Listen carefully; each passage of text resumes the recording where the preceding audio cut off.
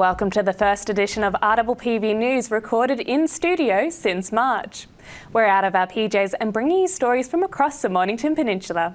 I'm Catie Sharp, and our top items for this edition are: police stem the flood to the peninsula. The state government is called on to open its pockets. Mornington hopes to get its own Burke Street Mall. We bid farewell to a peninsula institution, and some classic events are going virtual. Now for the full stories. It's our first week of freedom, and we are emerging out of our houses and tracksuit pants and re-entering the beautiful world that is the Mornington Peninsula.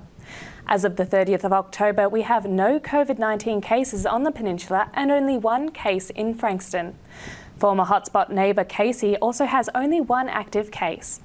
In another week's time, if figures continue to stay low, it is hoped that the Ring of Steel and 25-kilometre limit will be removed, reuniting the state.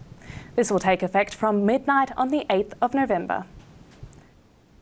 While the 25-kilometre limit is in place, police say they will maintain a checkpoint on the southbound lane of the Peninsula Link.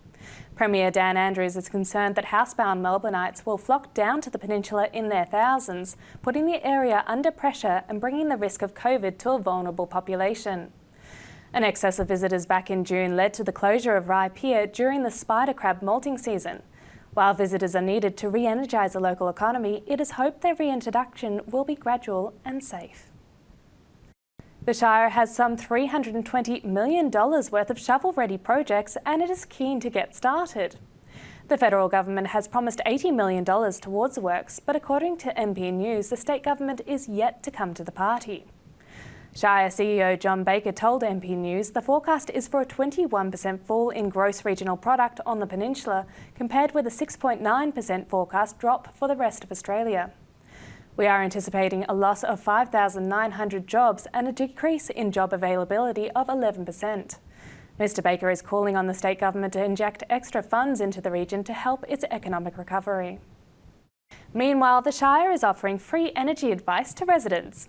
Those of us who have been working from home over lockdown may have suffered a shock when the electricity bill arrived.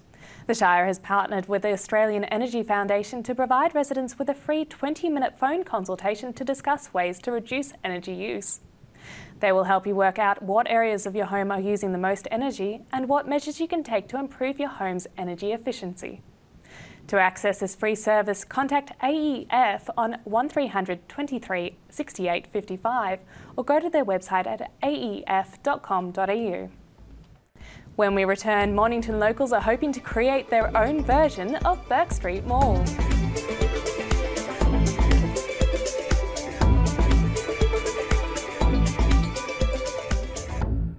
Everyone knows Australia has 4 big banks. But the 5th biggest retail bank is snapping at their heels. It's a bank that's been around for over 160 years, has over 500 branches Australia-wide, looks after over 1.6 million customers, is regularly voted one of the most trusted brands out of all the thousands of brands in Australia, and voted the most trusted bank in 2018.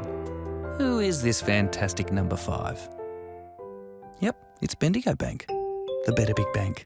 Battery World now open in Mornington. We know batteries.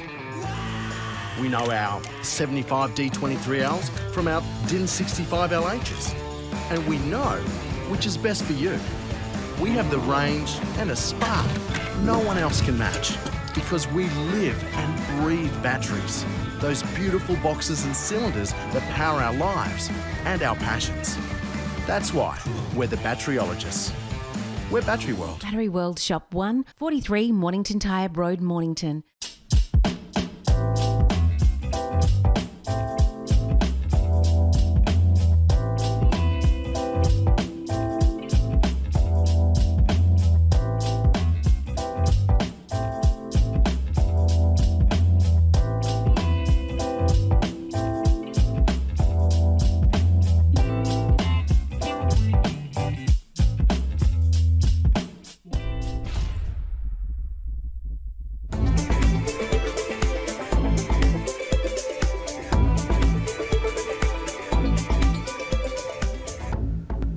Welcome back.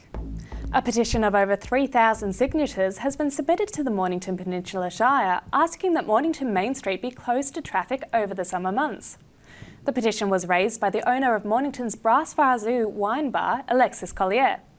Ms Collier has proposed closing Main Street to traffic every Friday lunchtime till Sunday afternoon to make welcome larger COVID-safe crowds who will be able to walk on the road and sit in dining areas converted from car park spaces. The pedestrianised area of Main Street would stretch from the Barclay Street roundabout to the Esplanade. It was announced this week that after 60 years, the summer carnivals on Rye and Rosebud foreshores are winding up. The Whittingslow family that owns the carnivals has been told by Mornington Peninsula Shire that their permits will not be renewed, which means there will be no Rosebud Carnival this year, and this summer will be Rye Carnival's last. The Shire told the leader that the site of the Rosebud Carnival was identified as a central activity space for the whole of Rosebud foreshore, and that they are considering how best to utilise it. The current Rye Township plan identifies the site of Rye Carnival as a public open space for events, but it is not clear if the carnival fits this plan. Michael Whittingslow called the decision an end of an era. Some classic Peninsula events are surging ahead this month in a new virtual format. The St John's Fete and Pet Show in Flinders have created an online experience that includes competitions, homemade goodies, raffle tickets, Christmas wreaths and treats, and even art for sale. Just go to their website at stjohnsflindersfete.com.au. Also going online this year is the annual Rye Lions Club boat raffle, but with a kayak twist. We'll miss seeing our Lions ticket sellers out in line this year is the annual Rye Lions Club boat raffle, but with a kayak twist. We'll miss seeing our Lions ticket sellers out next as second prize. Tickets are available on the Rye Lions website at rye.vic.lions.org.au. And be sure to catch former Governor-General Sir Peter Cosgrove in conversation with both the Mornington and Frankston libraries on the 9th of November. In this online Zoom event, Sir Peter will be discussing his recent memoir, You Shouldn't Have Joined, signed copies of which will be available for purchase. The event is free, but bookings are essential via the Morn Pen and Frankston Council websites. Now we go to Alana with the coming week's weather report. She's free from lockdown and we're excited to see where we'll find her. Trick or treat! It's Alana here with your RPPV 7-day weather forecast for the Mornington Peninsula. Saturday the 31st of October, it's looking like we're in for a top of 18 degrees. We do have a slight chance of rain in the afternoon though, so keep that in mind. On Sunday the 1st of November, we'll drop down to a low of 9 degrees and climb to a top of 17. We can expect partly cloudy conditions throughout most of the day. But heading into Monday and Tuesday, it's looking like we're in for some scarily good weather. On Monday, we'll start from a low of 8 degrees with some patchy early morning fog before we clear for a beautifully sunny afternoon and a top of 22 degrees.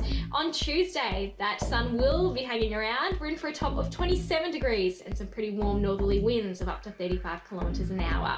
On Wednesday, we'll only drop down to a low of 17 before we climb to a top of 23, when that rain will be increasing in the afternoon. We're in for up to 70% chance of showers.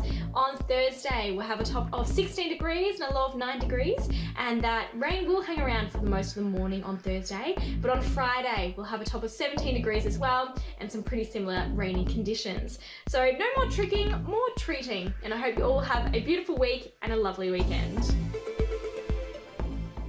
And now to Muzz, our man on the coast, with the Surf Report.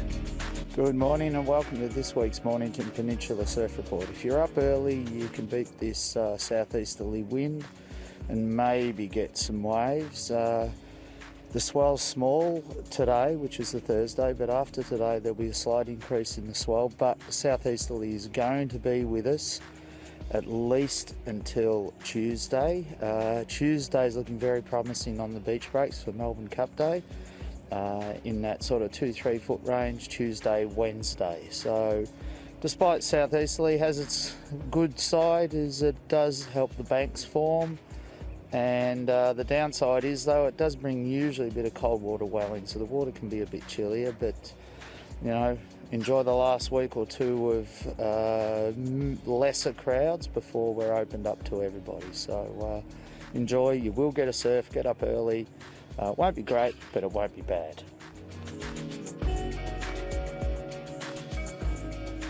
And that's all from our team here at RPPV News, serving the community with stories that matter to you.